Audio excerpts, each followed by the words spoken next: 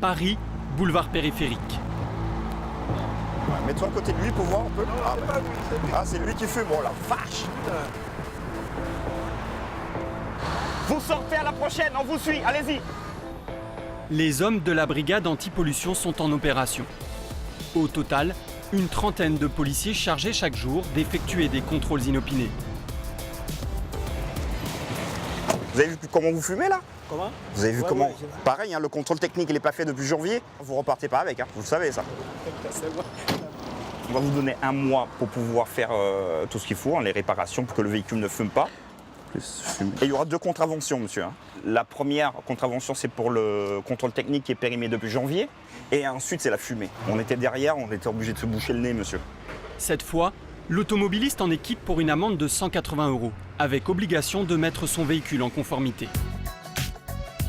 Le domaine d'intervention de la brigade anti-pollution s'étend sur Paris et la Petite Couronne. Outre les contrôles mobiles, les policiers mettent en place des barrages routiers. En cas de doute, voiture en mauvais état, fumée noire abondante, le véhicule est arrêté pour vérification.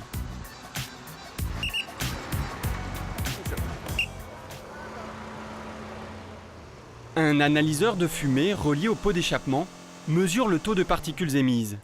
Elle forme cet épais dépôt sur la chaussée. Alors là, au niveau de l'opacimètre, la machine nous dit simplement qu'au niveau de la pollution, ça ne va pas du tout. Donc il y a trop de particules rejetées par le moteur. Et voilà, donc bon, c'est très clair, hein, en fait, il suffit de lire. Résultat, inacceptable. Côté automobiliste, c'est la résignation. Et à moi, c'est la première fois que ça m'arrive. Et bon, c'est une ancienne voiture, voilà. Bah, elle est de 95, donc c'est les anciens diesel. Donc ça pollue plus que les nouvelles voitures, c'est logique. N'oubliez pas, vous avez un diesel, il faut vraiment vous en occuper. D'accord? C'est pas un véhicule essence, quoi, je veux dire. En période de pic de pollution, l'unité effectue une centaine de contrôles par jour. Ce type d'opération fait partie de la procédure d'information et d'alerte en cas d'épisode de pollution. Lorsqu'Airparif détecte un dépassement de seuil pour l'un des 4 polluants les plus nocifs, dioxyde de soufre, dioxyde d'azote, ozone et particules fines, des mesures d'urgence sont mises en place. Limitation des vitesses, restriction de circulation pour les véhicules les plus polluants, ou encore gratuité du stationnement ou des transports en commun. Ces mesures d'urgence ne durent qu'1 à 2 journées, le temps du pic de pollution. Limitées dans le temps, rarement appliquées dans leur totalité, leur efficacité est jugée faible. Pour lutter de manière plus pérenne contre la pollution, des villes comme Paris privilégient des aménagements de voirie et de circulation. Julien Bargeton, adjoint au maire chargé des transports, milite pour abaisser la vitesse du périphérique de 80 à 70 km/h de façon permanente. Toutes les études montrent que la pollution de proximité liée au transport se concentre sur les axes routiers. Le périphérique représente une part importante de la pollution parisienne, à peu près un tiers. Et donc, si nous voulons améliorer la situation de ceux qui subissent la pollution de proximité, il faut prendre des mesures et, par exemple, passer le périphérique à 70 km/h. Grâce à cette mesure, la municipalité espère diminuer la pollution de 5%.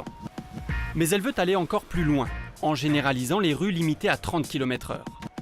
Ces zones totalisent désormais plus d'1 tiers des voies de circulation. L'ADEME a étudié le lien entre réduction de la vitesse et qualité de l'air. Si l'abaissement de la vitesse est efficace sur les voies rapides et le périphérique, les résultats sont en revanche plus mitigés en centre-ville.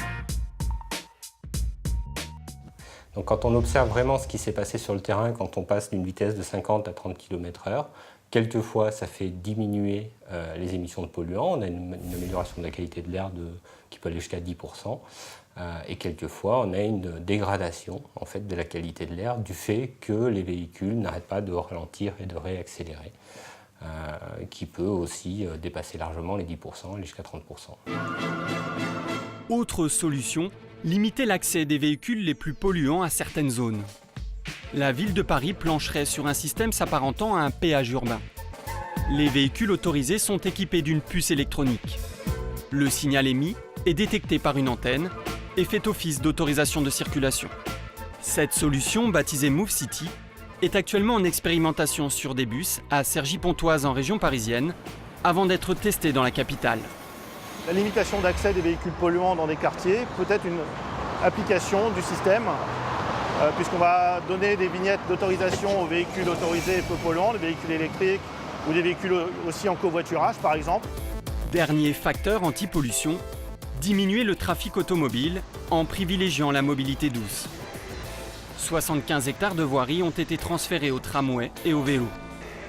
En 10 ans, l'ensemble de ces actions aurait permis une baisse des rejets d'oxyde d'azote et de particules d'environ 30%.